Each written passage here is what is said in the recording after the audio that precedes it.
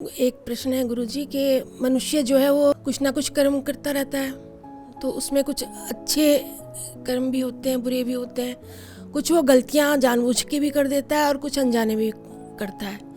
उसे कुछ पाप वो जानबूझ के भी हो जाते हैं और अनजाने में भी हो जाते हैं। तो अनजाने में की गई गलतियां या पापों के लिए कोई प्रायश्चित का प्रावधान है?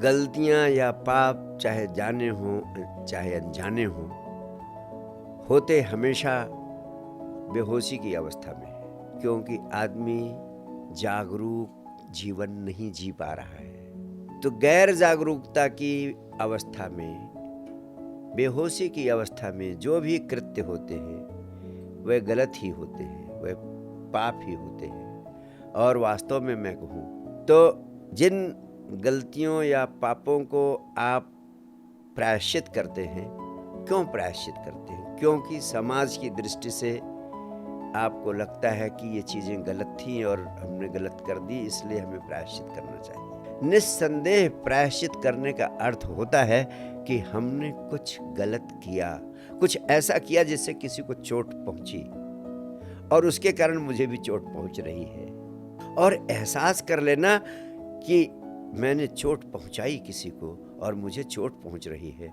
तो प्रायश्चित करने का अर्थ है कि मैं क्षमा भाव से चाहती हूँ कि मैं इस कृत्य से मुक्त हो जाऊँ। जब आप उस कृत्य के प्रति क्षमा पूर्ण हो जाते हैं, प्रायश्चित भाव से पूर्ण हो जाते हैं, तो सबसे बड़ा लाभ आपको होता है कि आप उस तथाकथित दुष्कृत्य के बोझ से मुक्त हो जाते हैं। और उस बोझ से मुक्त हो जाना निस्संदेह शारीरिक स्वास्थ्य को ठीक करता है, मानसिक स्वास्थ्य को ठीक करता है। और प्रायश्चित करते रहने से फिर उन गलतियों को ना दोहराने की वृत्ति पैदा होती है, जो आपको आगे के जीवन में और अधिक जागरूक करती है। और वह निरंतर आपको और अधिक जागरूक करती रहे, तो आपका बड़ा भला होता है और आपके माध्यम से आपके आसपास के लोगों का भी भला होता है।